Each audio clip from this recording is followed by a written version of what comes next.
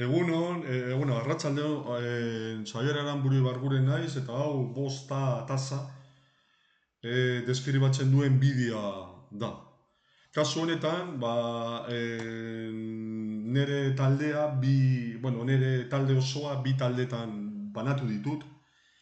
Lehenengo taldea, eta talde bakoitzarentzat, infografia txiki bat egin dut. Lehenengo infografia, pintxan perimetrikoa nola erabiltzen den kotxa bateriatan esplikatzen duen infografia bat da, eta bigarrena berriz pintxan perimetrikoa erabiliz neurketak nola egin daitezkeen eguzki plaketan deskribatzen duen infografia bat. Lehenengo infografia ikusten dugun bezala, batez ere lehenengo orrialdean pintxan perimetrikoa kotxe bateriatan nola neurtu daitekeen deskribatzen duen imagin bat erabili dut. Eta horretarako frontean imagin hori edo irudi hori lortu ahal izateko Canva erabili dut. Horretarako multimediara joan naiz, eta multimedian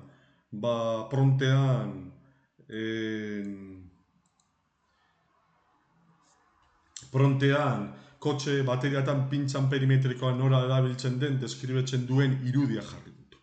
Eta bertan, zenbait irudi atera zaizkit. Horietako bat, nahiko interesgarria iruditu zaidalako, nire infografian jarri.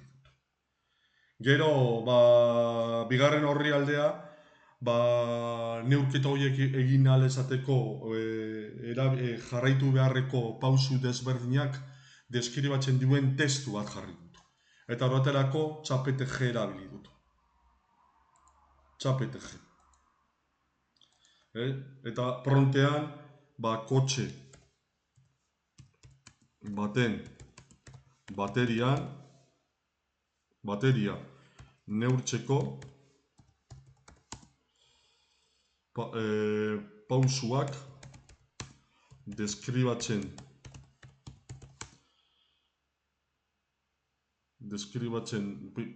pausuak pintxan perimetriko baten bitartez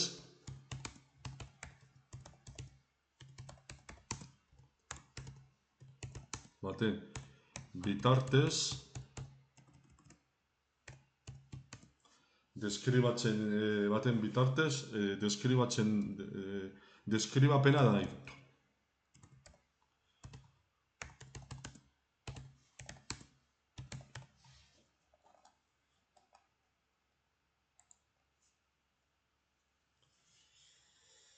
Eta bertan, testu nahiko zabala agertu zaidanez, oso ondo esplikatuta dago, baina infografia batetan sartu ahal izateko igual gehiagizkoa dela iruditzen zait. Nahiko testu eta informazio fidagarria da, pausuak oso ondo esplikatzen ditu, baina ni nahiago dut zerbait laburtuagoa. Eta beraz laburtzeko eskatu diot. Informazioa mesedez.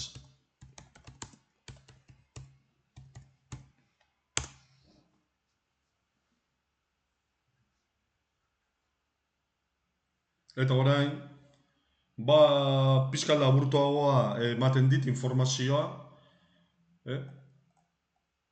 eta nahiko interesgarria pausu desberdinak. Pausu jarraitu behar ditudan, deskribatzen dit hain zuzen ere. Eta testu hori jarri dut neure infografia. Gero bigarren infografia, batez ere, nola erabili pintxan perimetrikoa eguzki plaketan, deskribatzen duen irudi bat jarri dut lehenengo orrialdean. Eta horretarako erabili dut baita Canva. Eta Canva multimedia opzioan jarri dut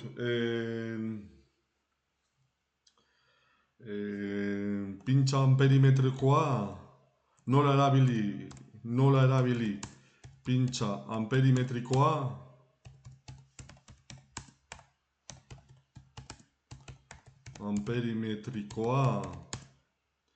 eguzki plaketan jarri dut. Eta denbora jakin bat behar du irudi egoki behiren bat aurkitu alizateko. Eta horietako bat jarri dut.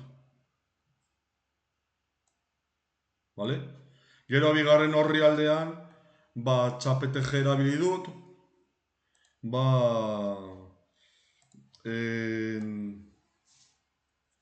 eguzki plaketan pintxa amperimetrikoa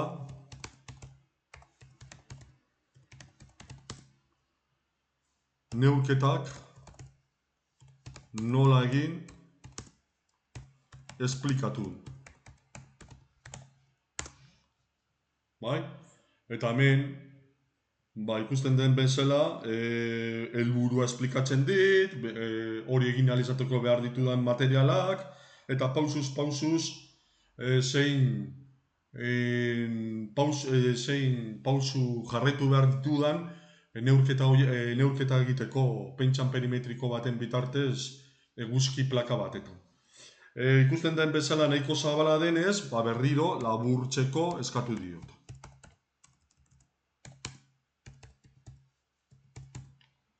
Eta bertan, nahiko laburtuta, pausu jarraitu behar ditudan, eskaintzen dit, eta hori da jarri duana nire infografia. Bi infografietan, irisgarritasunari buruz eta segurtasunari buruz jarri